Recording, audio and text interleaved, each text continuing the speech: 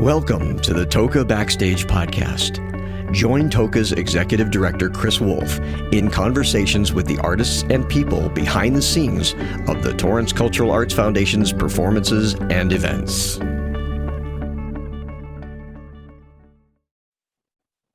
Hi, this is Chris Wolf, the Executive Director of the Torrance Cultural Arts Foundation. Welcome to another edition of Toka Backstage.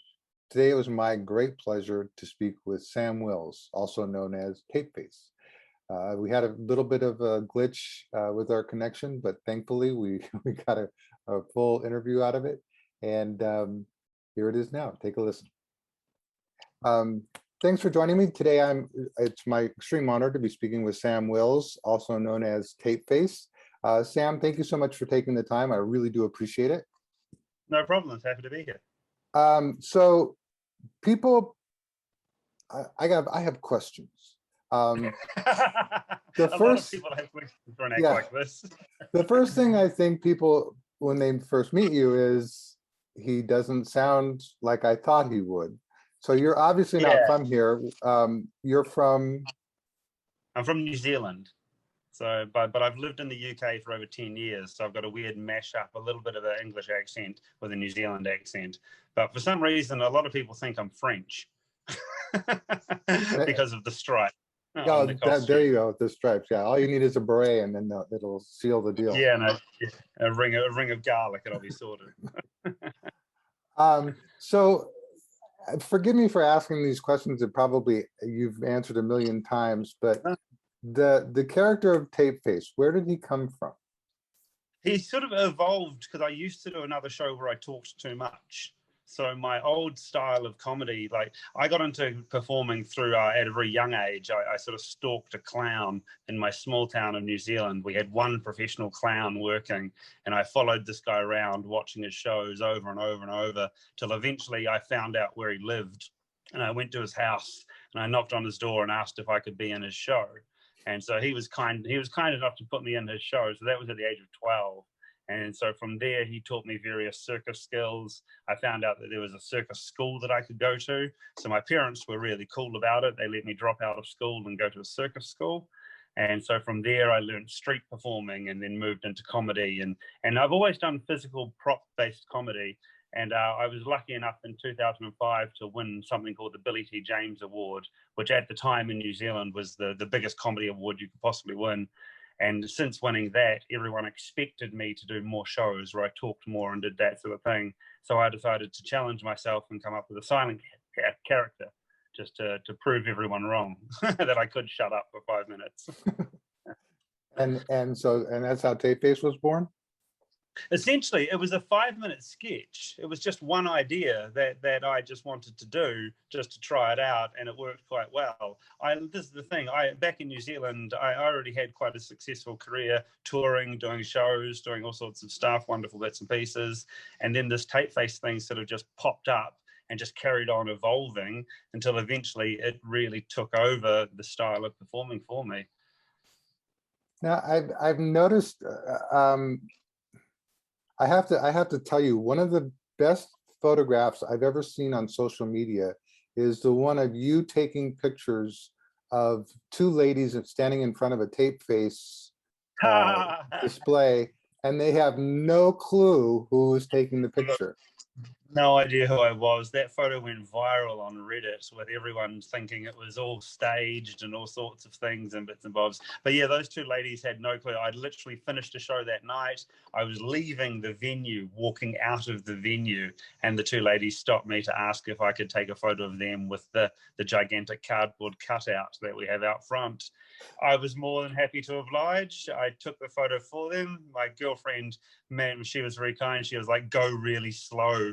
So I was really slowly moving to make sure that we could get a decent photo of that opportunity. And we found it so funny. It was really, really good. So I imagine, like most Vegas performers, they do a gig and then they walk out, and then it's like, oh, hey, it's so-and-so.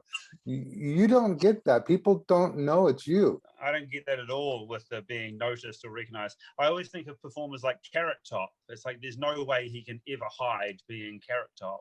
And so there's a certain amount for me where I can take the makeup off, I can put a hat on, nobody knows who I am, which is great.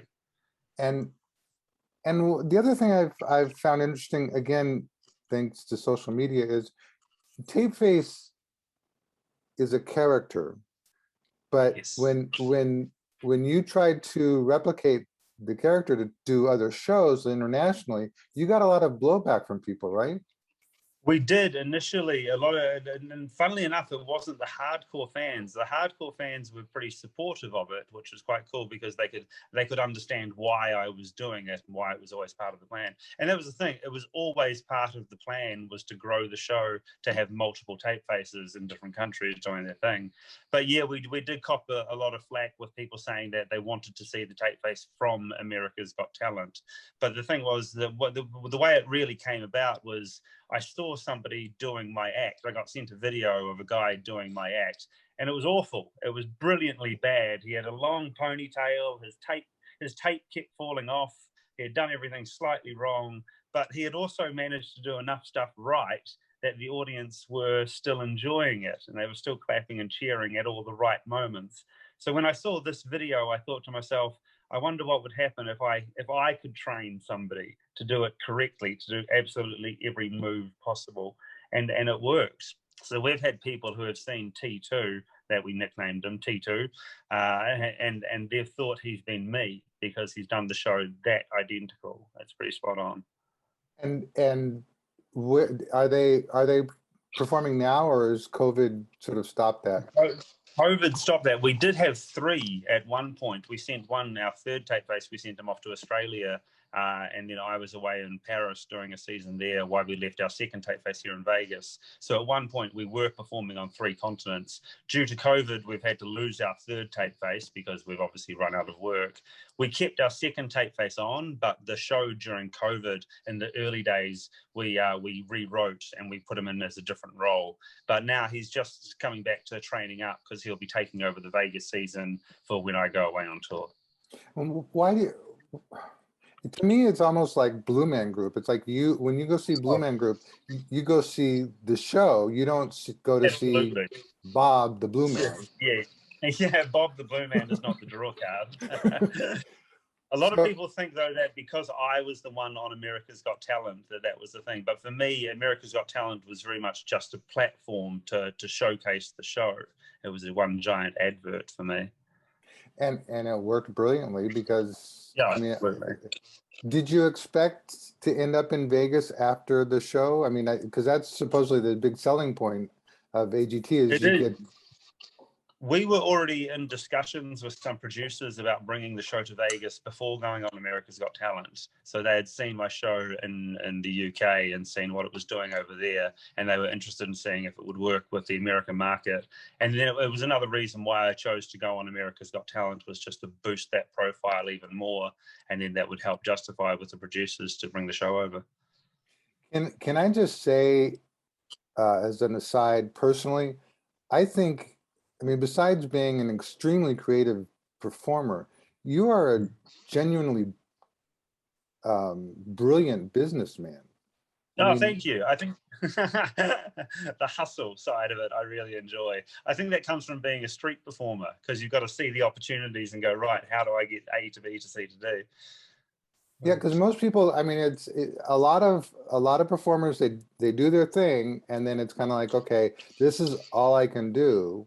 I mean, it's like, I know, I met this guy who does a tribute act to a famous musician, and I interviewed him, you know, before he came to our venue, and I was like, so what other kind of music do you do? He goes, this is it.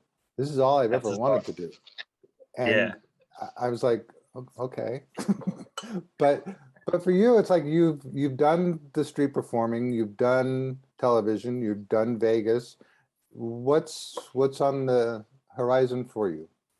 I think later on, I'm interested in doing some writing of some sort. I think I'd really be interested in doing a kid's book at some point. I think that'd be quite a fun little hobby.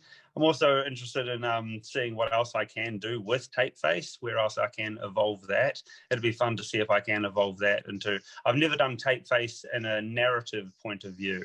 It's always been sketches and that sort of thing, but to do an entire show which is just completely narrative driven would be quite fun.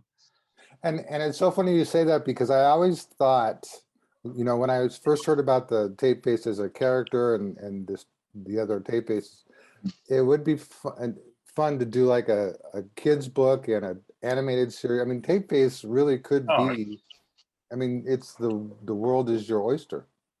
absolutely. It was one of the reasons, again, when thinking about the character of developing this idea. Once I'd seen that it had started working, I started to realize that it was really an international market. Like it suits everywhere, which works a treat. The other thing that I noticed, and I think this was something as I got older, I originally, when I was much younger, developing the character and performing shows, I was convinced that I wanted to do the show in comedy clubs for like a 30-year-old drunk audience, and that was my target demographic. That's all I wanted to perform for because I thought that they were the best reactions.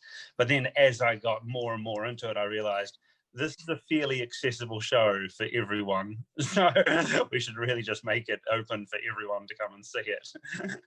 And that actually is a question, is that because tape face, I mean, it's in Vegas, and people hear Vegas show, they automatically assume it's like not for family, but tape face Yeah. is for everybody, right? Tape Face is absolutely a show for everybody. It very much runs on the two levels. We keep enough humor in there for the adults to keep busy, and then the kids, so like the children. When I'm talking about kids, I'm talking about like 9 and up kind of thing. So they can occasionally pick up a few of the pop culture references, but a lot of the time, some things just go over their heads, but they're still enjoying it. Now, as I was fortunate enough to go see your show in Vegas, and I encourage people, if they can't make it to Torrance, go to Vegas. It's a great show. Vegas. And I have to commend you, because you did get my wife on stage to do something with you, and she was adamantly, when we went in, she was like, I don't want to go on stage. I don't want to go on stage. I'm curious, when people are up there, how do you get them to do what you want them to do?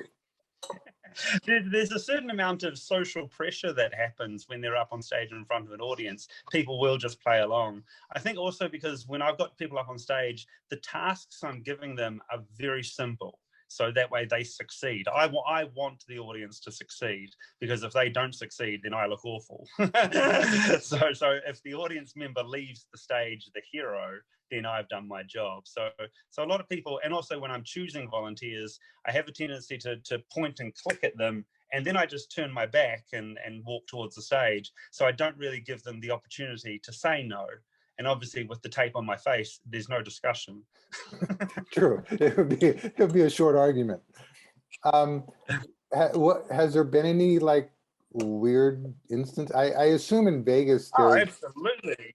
I did one show where I remember I used to do a routine where I would blindfold somebody on stage and do a very small trick next to them. So that way everyone in the room was, all the concentration was on the small trick, and this one person never got to see it.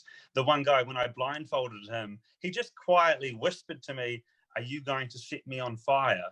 And it was like, wow, he genuinely thought I was going to set him on fire in front of an audience. It was brilliant. And it really did. It made me laugh. It made me laugh on stage. It was great. Do you ever have to mumble to somebody, or can you not say anything on stage? I can occasionally make a few noises, but it's pretty well sealed up. So a lot of people think that I keep a little gap there for breathing, but I genuinely seal my mouth up pretty solidly through that tape. And it's a pretty tough tape I use. I only use one brand of tape, Nashua 357, and it's the most industrial gaffer tape I've ever found in my life. And I am assuming you buy that by the case? Yeah, we buy a lot of tape. We get a lot of tape. There's always a roll of tape within arm's reach normally. And do you have issue with people calling you a mime? We try and avoid the M word because there's some really good mimes out there, and because I still use props, I'm still physically using objects and still using music and whatnot. So technically, I would be considered a clown, but audiences don't want to see a clown show, so that's why we just say it's a comedy show. Yeah. Well, it's interesting. It's the same as having a red nose, except it just slips down and become a bit of tape. That's all it is. Well, it's interesting too, because I guess the actual definition of mime isn't the obnoxious white face guy following people. I mean, I mean, and there's more to it than that, but unfortunately, back in the 70s and 80s, that became sort of the norm, and that's what, Yeah, that's the typecast. That's exactly what people think of, and they go, "I don't want to see a mime show." And yeah. it's a weird image. So your growing up was your mentor was a local clown. Yeah. Are there any other inspirations that you draw from? I'm trying to think. A lot of people think that I must love silent comedy, but I only got into watching silent films after developing the show. And then when I started to watch quite a lot of it, I watched quite a lot of Charlie Chaplin. A lot of people think I'm a really big Charlie Chaplin fan. I'm not the biggest. I don't really go for what he did. I really love Buster Keaton. Yeah. I think Buster Keaton he's the closest that I feel, just with that no expression, he just lets the audience read so much into what he's doing. And his physicality is phenomenal. He's great. He's so good. So I'd definitely say there's inspiration from there. And then the other inspiration comes from things like old cartoons like Wile E. Coyote and Roadrunner. I'd love it if Acme existed where I could buy these contraptions. I remember I built a crossbow that could shoot a plunger 20 feet. And it was very Wile E. Coyote, with this idea that I would be able to somehow hit a piece of toast. And it never worked, but it was just one of those kind of inspirational moments of that's exactly what Wile E. Coyote would build, as a plunger shooting crossbow. and I could actually see you pulling that thing prop out just to and pretend like you're going to use it and have somebody freak out that you're going to shoot him with a plunger. Absolutely. Oh, you're in the past you had a comedy duo. How did that, was that sort of the beginning of your comedy process? I've had a couple of comedy duos. I've sort of done every aspect of comedy, from improvisation to stand-up to sketch comedy to every bits and pieces. So I worked with I was living with a guy, Morgan Williams, and we had a double act that we did, and that came out of sheer boredom of living together. So it was just one of those things where he was a bit of a comedian, I was doing my stuff at the time, and we just started to write some silly sketches and jokes, and then we started performing them at late shows. So we never really did mainstream comedy. We were very much an alternative late night comedy act, where we would do weird, disgusting circus sideshow tricks together, like putting balloons up noses and out mouths and tying them together and running like a clothesline between our heads, that type of thing.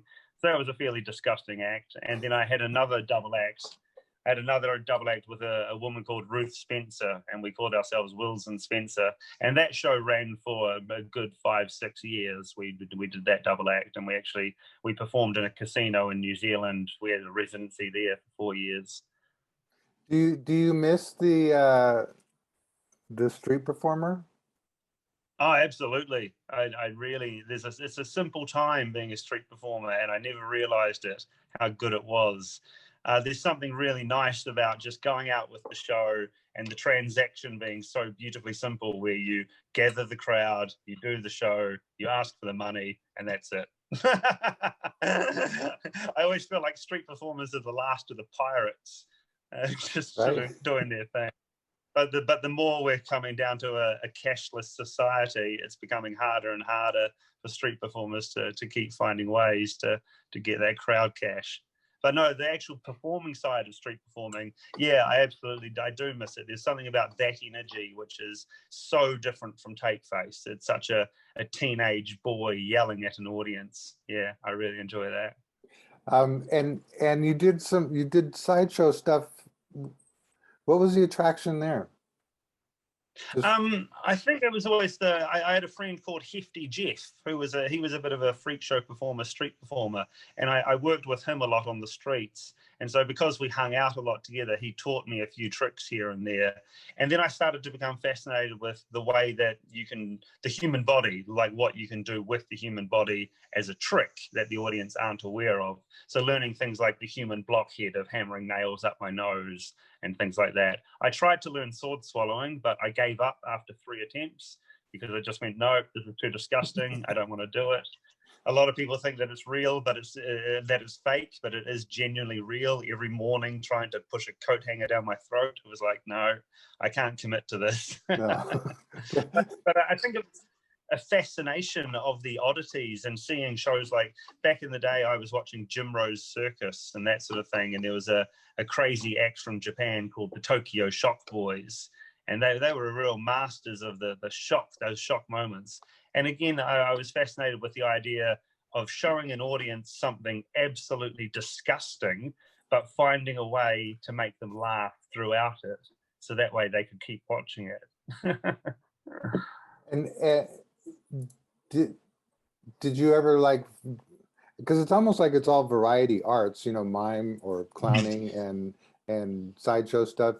Did you ever like think about going in the magic route, or is that just not your? Yeah, I sort of started out knowing magic when I was about 12 years old. That was what got me to meet the clown in the original thing. I sort of was doing these magic tricks, and then when I auditioned myself on his doorstep with a little suitcase, and I opened it up and I just showed him trick after trick after trick until he eventually said I could be in his show.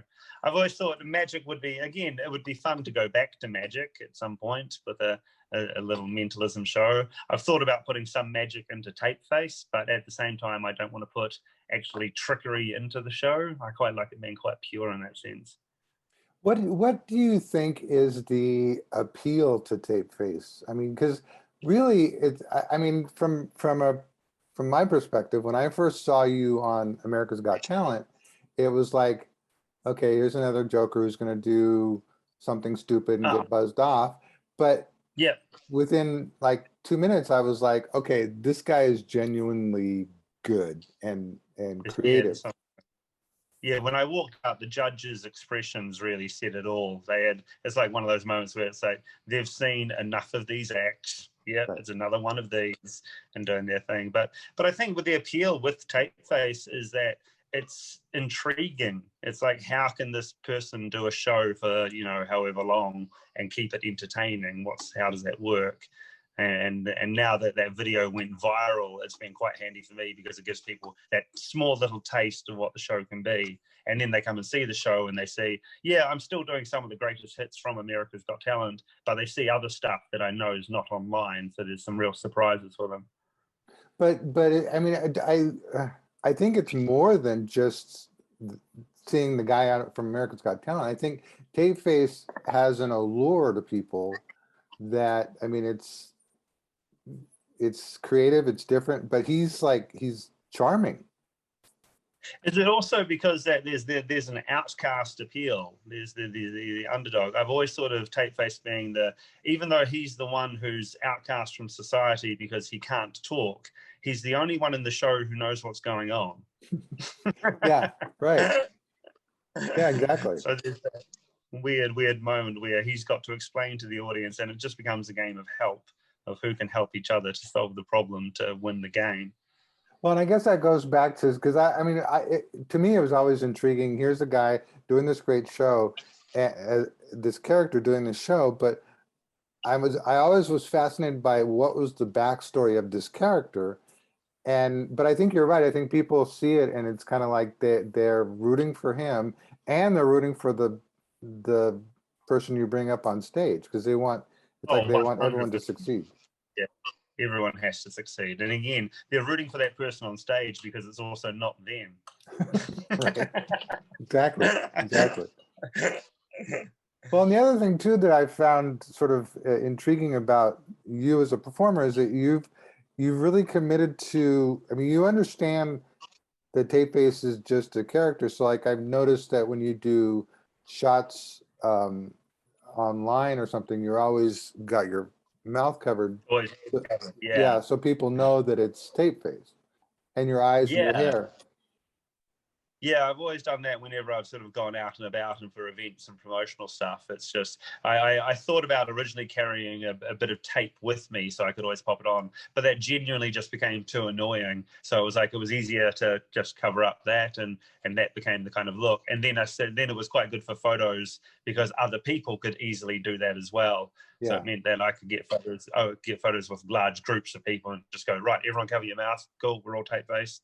We're all done. So with COVID, are you you're back open, right? I mean, how long were you shut down? We were shut down for March till November. We opened very early. We opened in November 11th. So we rewrote a whole show, a COVID show that had zero audience interaction and maintained a distance of 25 feet. And also we just followed all of the rules of COVID. And then I would just rewrite the show as the rules changed and as things happened and then as things evolved. And then the first challenge that we had to overcome was we had to have 25 feet between the performance and the audience. And that 25 feet of nothingness was quite challenging. So I built an audience out of mannequins, and we put them in the front section. So we had 100 fake bodies, and then the rest of the audience could come in and sit behind them. And psychologically, it worked really well. There's something really comforting about looking forwards and seeing the backs of people's heads. Yeah. So it certainly helped with the show. When I saw you, you were in a small space, I guess it was the House of Tape. House of Tape. You moved to a bigger venue? Yeah, we moved upstairs to the main Harrods showroom, which seats 500. So again, for social distancing, we're able to keep people safe and spread out. And then as it evolved, we were able to increase the numbers slowly but surely. But now we've just moved again downstairs to the cabaret room, the Harrods Cabaret, because what happened was during the shows upstairs, our numbers started to increase. We started to get more and more people coming along to see the show. And so we sort of outgrew the House of Tape. So we had a chance. They offered us if we wanted to move downstairs to the 330-seater Harrods Cabaret. And we were like, yeah, we'd love to do that. So we just set up shop down there, and that's where we're going to be based for the next wee while. Nice. Okay, so we're excited to have you coming out in October. It's been a while since we're just now getting ready to start doing live performances again. You're actually opening up our season. And I don't know if your management told you, but you're also the cover of our season brochure. Saw that. Thank you very much. Very excited. Thank you again for taking the time. I look forward to seeing you come October. Can't wait to be there. 3.